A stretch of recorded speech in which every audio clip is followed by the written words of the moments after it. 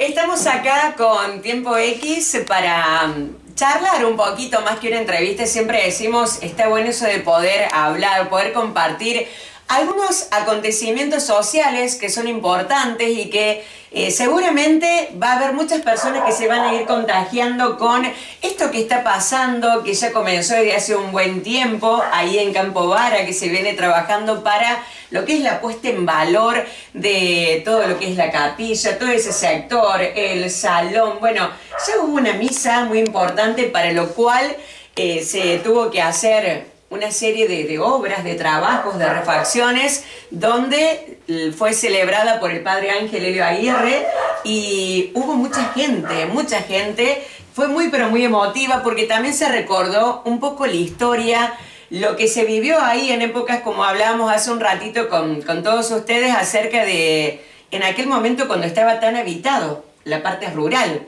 que antes de que emigrara toda la gente a la parte urbana, a la ciudad, eran otras épocas y ahí ocurrían cosas, hasta historias de amor, como siempre.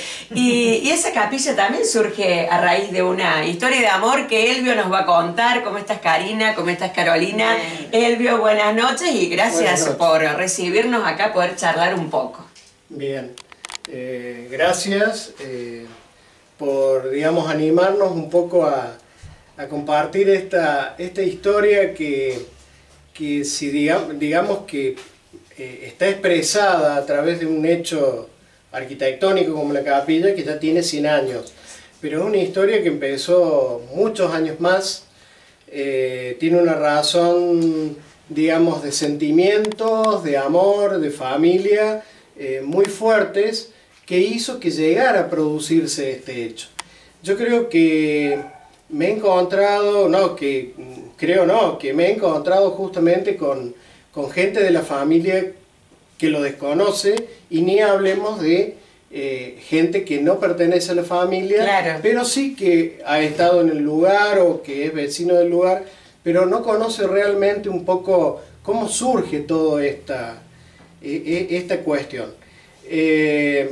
Que a través de los años, y vos fíjate que en 100 años, digamos, ha perdurado y ha crecido el lugar porque se manifestó desde la fe, a través de la capilla, sí, desde la parte de educación, que empezó justamente dentro de la capilla, de la parte de capacitación y recreación, como fue en el salón, y llegar después, hace medio siglo, a construir la escuela, que aún hoy está viva. Sí, señor, es entonces así. Como que es un lugar que, digamos, tiene su propio corazón, tiene vitalidad, aunque a veces se exprese o se lo vea con otra mirada.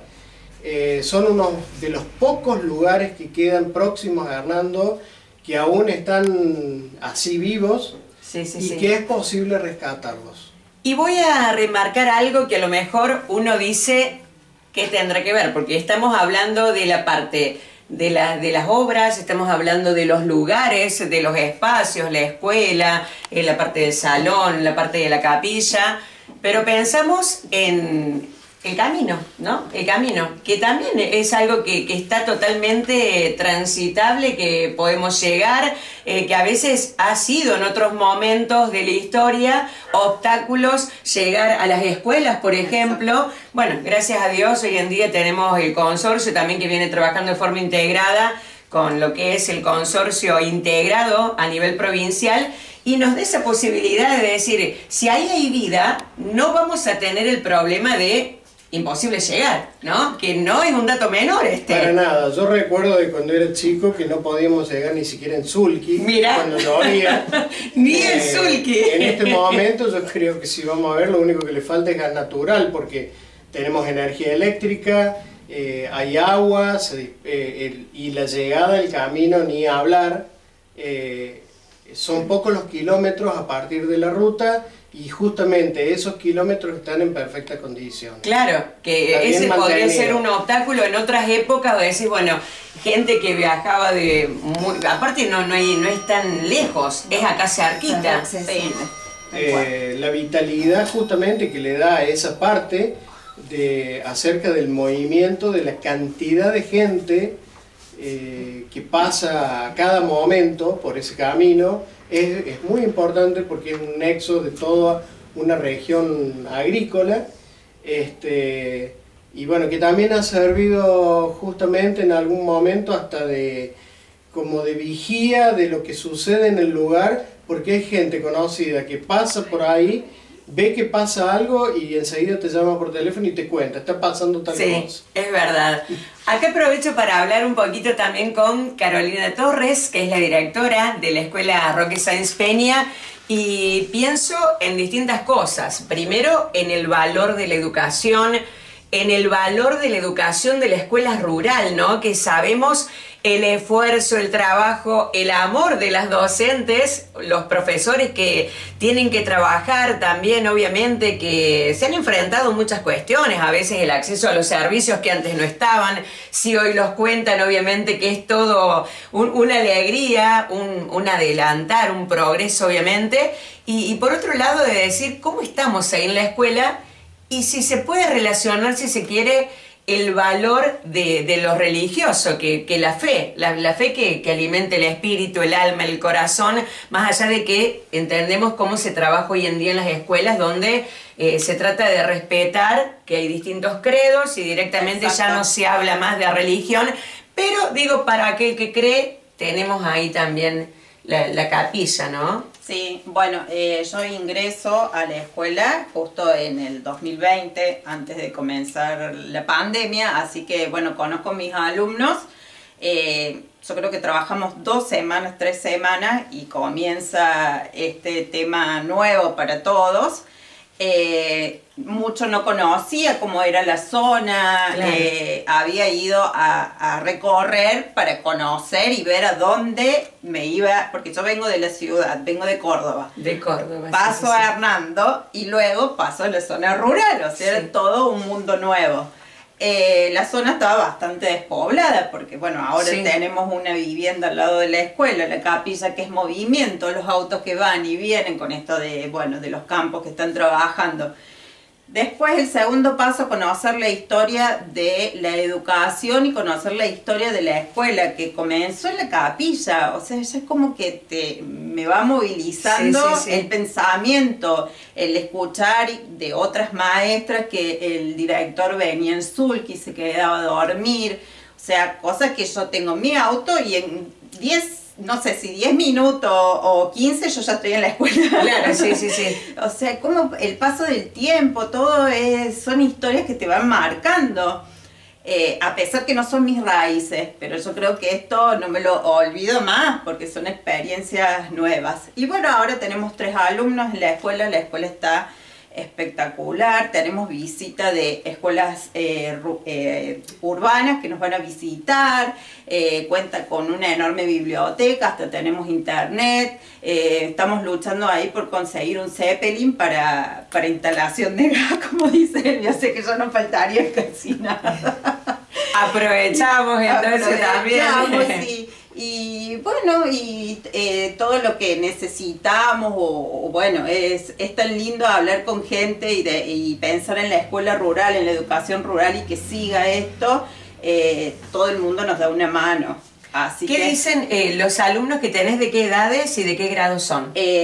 Agustín de segundo, Lorenzo de tercero y Ailén de sexto grado. Claro. 2 hermanitos y el tercer alumno que se incorporó es mi hijo, que dejó la escuela Pisurno y pasó a la escuela allá con toda una vida nueva. Con toda una vida nueva. O sea, venir, el cambio totalmente drástico, ¿no? ¿Cómo fue? Por las cosas de la vida, mira, todo está llena de historias, historias. ¿Cómo llegas a ser asignada a la escuela rural?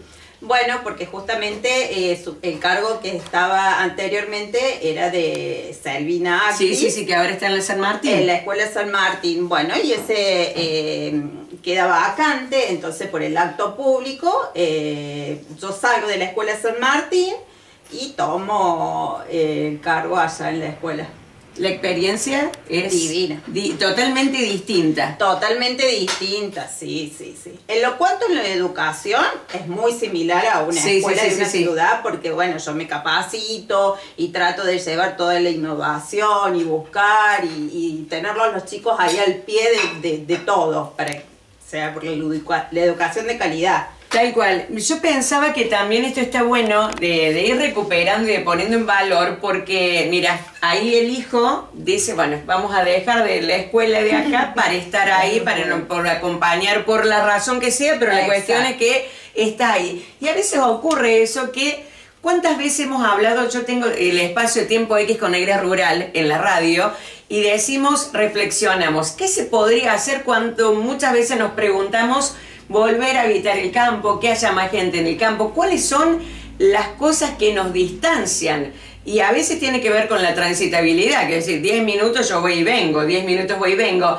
Pero fíjate vos que aún quedándote a vivir en la ciudad, no pierde la vida la parte rural, porque uno va y viene. ¿Sí? Uno va y viene. Claro, se mantiene el movimiento. Se mantiene el movimiento. Bueno, vos, Karina, también contanos un poco cómo te involucras en esto de que decís, vamos a comprometernos en que esto pueda ser un lugar donde la gente a lo mejor pase y se llegue a la capilla, se llegue a rezar, uno pide por la salud de alguien que está enfermo, o pide por los hijos, o pide para que le vaya bien en el viaje, en el recorrido.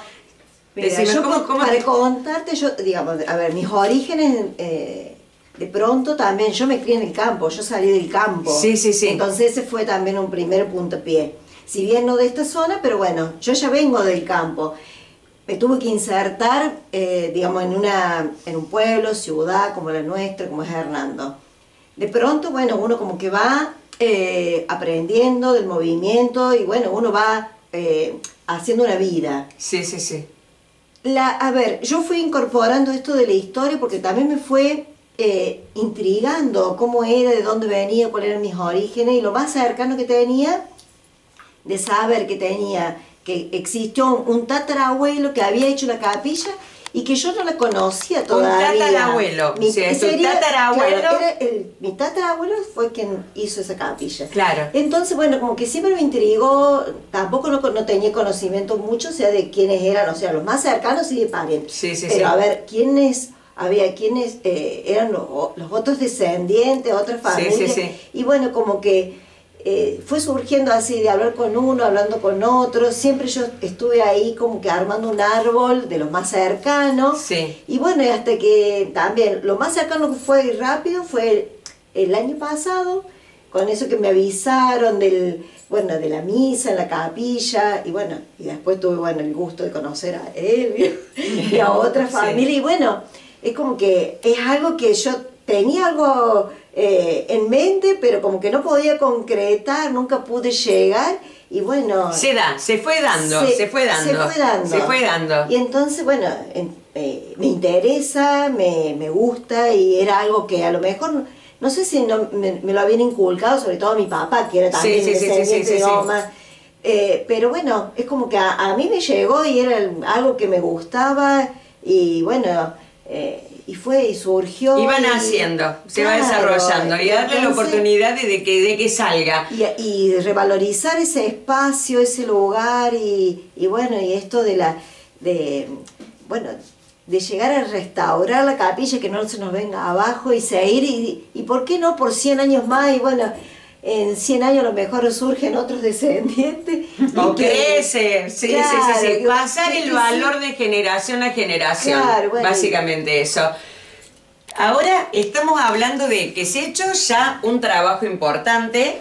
Vamos a ir a la parte concreta, Elvio, porque acá habría muchísimo para hablar, pero decir, estamos en un momento crítico del país donde un día vale... supongamos 1.000 pesos, al rato puede salir 1.500, o sea, y acá hay que hacer una inversión importante. Quiero preguntarte y que me digas, me resumas qué es lo que se hizo, cómo estaba cuando se dijeron vamos a poner en valor esto, primero para poder llegar a hacer la misa, y ahora, ¿qué es lo que han hecho y cuál es el proyecto final? Digamos que uno se plantea una meta, por lo menos primera etapa, ¿sí? Primera etapa, segunda etapa, ¿qué es lo que se proponen en ese sentido?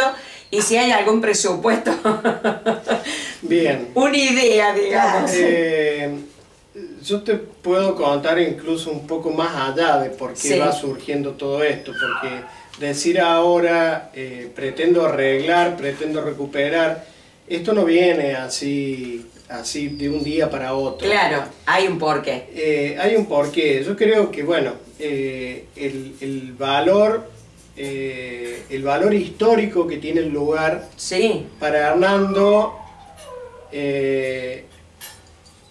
digamos, es como una especie de álbum vivo que está mostrando, está contando parte de la historia o del porqué de muchas de las familias que viven en este pueblo. Sí, sí, sí.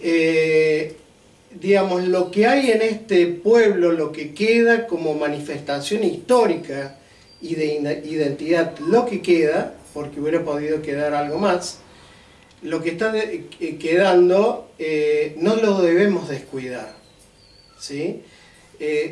Yo creo que, a ver, mucha de la gente que tiene la posibilidad incluso de viajar a Europa y ha recorrido, viene y te cuenta de lo maravilloso que pasó por ver obras de 400, 500 años. Eso es y acá tenemos lo mismo. No hay que dejarla destruirse. Y no hay que dejarla venir abajo.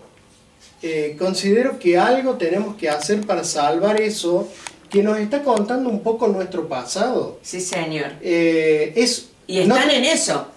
Con esto no estoy diciendo que es lo único y fundamental que se tiene que hacer. Es una de las cosas que tenemos que ocuparnos.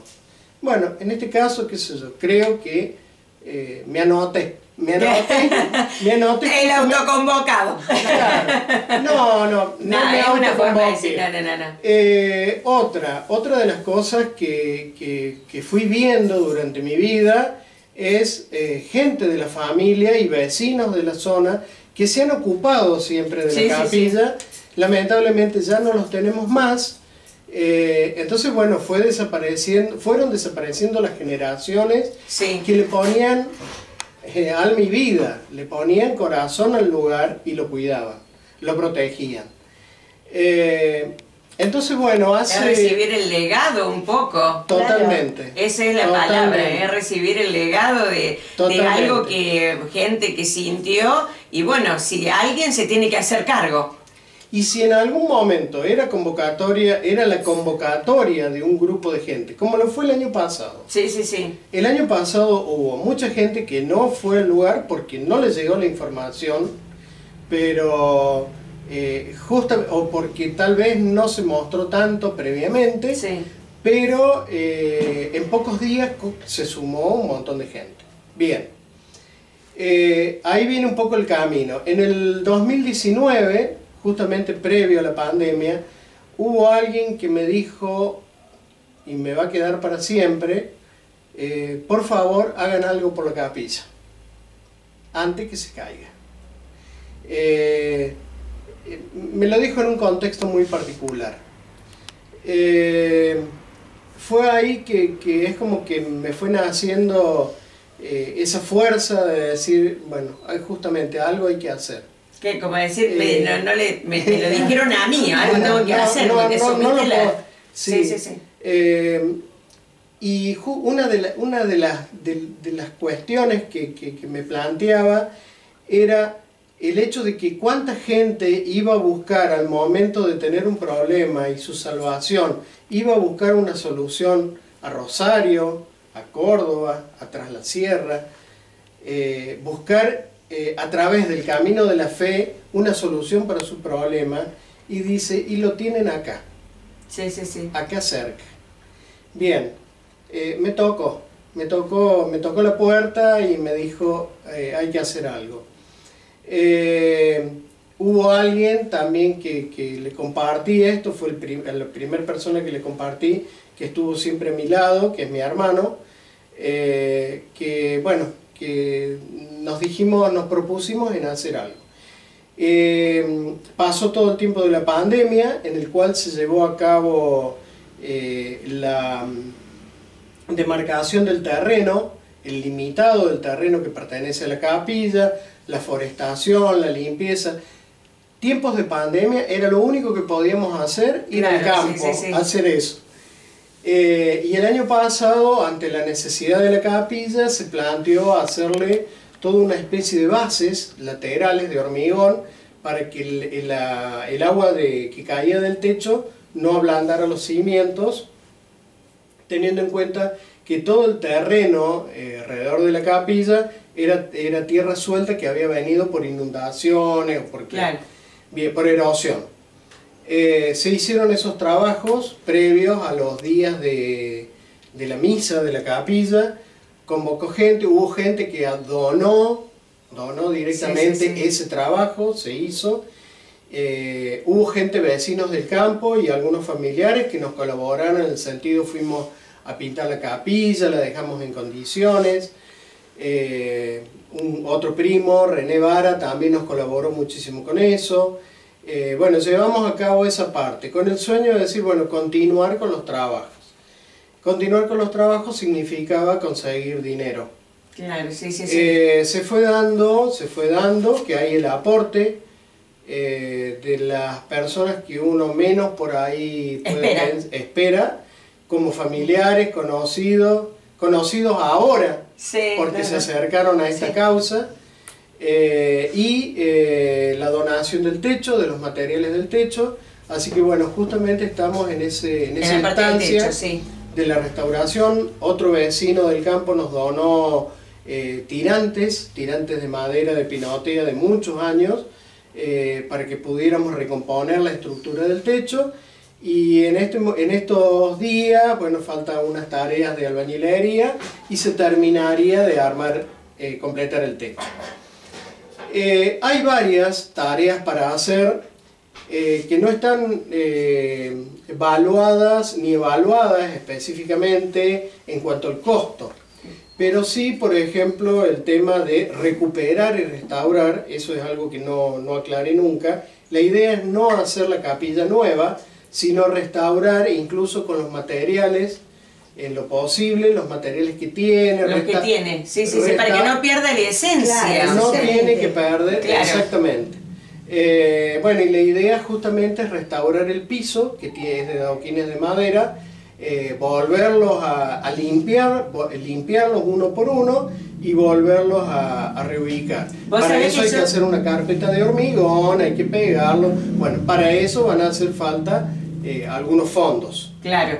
Te confieso algo, que era lo próximo que te iba a comentar, porque teniendo en cuenta que sos arquitecto, y yo decía, te estaba por preguntar acerca de qué visión tenías de cómo se había diseñado, cómo se había hecho, pensando de las épocas distintas también, y que han cambiado totalmente las formas de construir, las formas de pensar, pero decir, la idea es mantener la esencia de aquellos que la hicieron, mejorarla. Totalmente. Sí, mejorarla. De la parte, si vamos a ver de la parte de arquitectura, tiene un valor casi desconocido en el lugar, porque en Argentina solo hay 2 capillas de San Valeriano. San Valeriano es protector de las piernas, y justamente en los lugares que se hicieron acá en Argentina fue por ese motivo, por esa causa. Y hay un par de capillas en Italia, en la zona de Cuneo, de Torino, que pertenecen. Hay una que es del siglo III, hay otra que es del siglo V, son de distintos estilos, pero una de las últimas hechas, que es fue comenzada en el siglo XVIII, tiene características arquitectónicas muy similares, mejor dicho, esta tiene características, porque fue hecha después, características arquitectónicas muy similares a una que está muy próxima a la ciudad de Cahur. Mis padres hace 25 años estuvieron allá, y justamente hay fotografías, y bueno, ahora se puede ver por internet, que se documenta que hasta que en algún momento la capilla tuvo hasta esta capilla tiene colores semejantes a las que tuvo la capilla que está en Italia. Mira vos.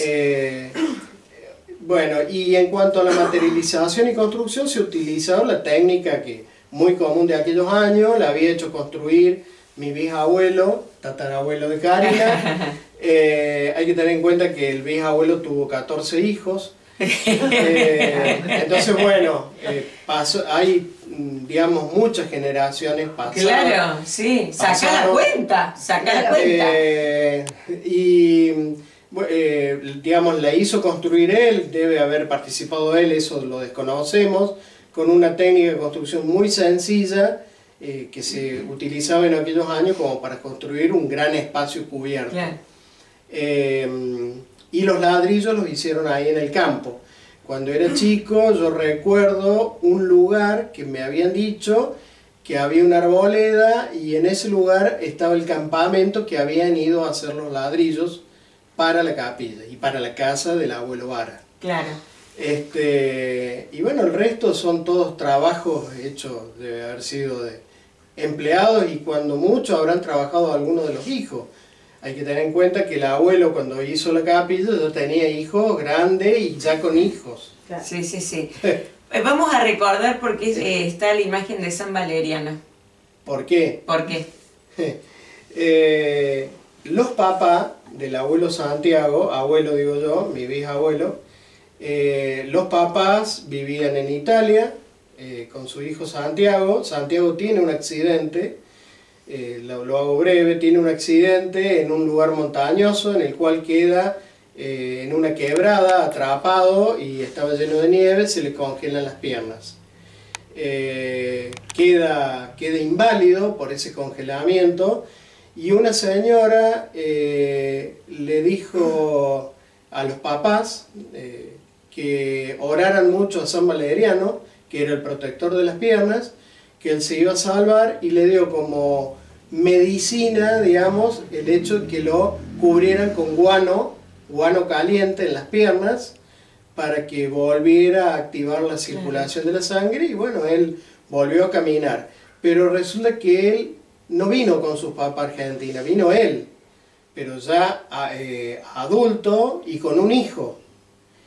Y traía la promesa cargada consigo mismo y estando en Argentina y encontrándose en una situación de solvencia, construyó la capilla, que en realidad no era una capilla, la promesa, sino que era un pilón.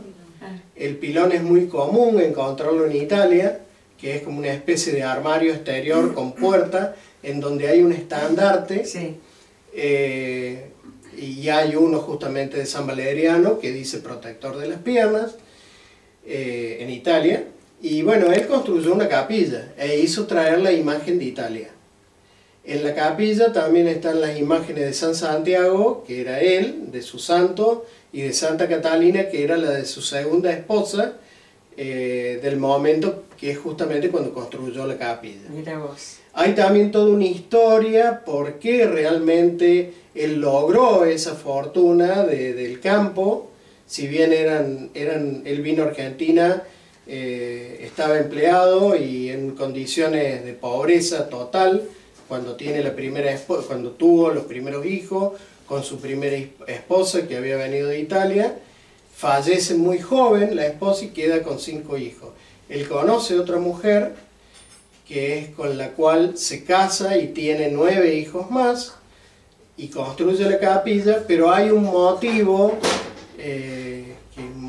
muy lindo que a él se le dio y a su esposa, por eso es su fortuna y por eso construyó la capilla. Por eso construyó la capilla. Bueno, la verdad que vamos a dejar después en esta nota números de contacto, de redes sociales, así para que alguien que quiera colaborar o alguien que quiera sumarse a trabajar, que no siempre todo es el dinero, que obviamente hace falta para poder concretar la obra que se está haciendo, que está en marcha, pero también se requiere de la voluntad. Siempre hay espíritus que están escuchando, voluntariado, que dice me gustaría sumarme a esto. porque se sienten identificados en algún pedacito de todo lo que está. Aquel que extraña, a lo mejor fue alumno de una escuela rural y dice, bueno, yo con las escuelas rurales tengo esto, o de a lo mejor tienen algún problema de salud y dicen, mira, si me sumo a esto, viste la fe que te lleva. Tal cual, tal cual. O alguien como vos, Karina, que decías también por lo de la zona rural, viví toda la vida en el campo, y tienen ese sentimiento de decir, ¿qué se puede hacer para que en alguna parte, en un campo, se pueda dar vida para que cuando uno pase, esto que decía en algún momento de la nota, la gente hoy en día va y viene, tiene para andar, entonces hasta en bicicleta, porque desde el punto de vista de lo deportivo, sin ir más lejos, desde lo deportivo, ¿cómo ha cambiado la vida que por salud, es decir, porque con esa conciencia que tenemos de la vida saludable, anda toda la gente en bicicleta, van y vienen por todos lados y pueden detenerse un ratito, aunque sea un ratito ahí. Sí. Felicitarlos por lo que están haciendo, bueno, felicitarlos por todo. Digamos, familiarmente, y bueno, Karina justamente está acá acompañando. Sí. Digamos, un poco, aparte de recuperar el lugar, queremos volver a la esencia de esto de el reencuentro en el campo. En el campo. Sí.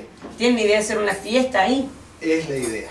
Así que eso está todavía... De hecho nos hemos sumado... Está madurando. Está madurando y justamente necesitamos eso, de la presencia de aquel que le interese para recuperar esas cuestiones de la fiesta en el campo. Claro, la idea es hacer un almuerzo, una cena... Más allá de los 100 años de la capilla, que sea un lugar de reencuentro. Reencuentro.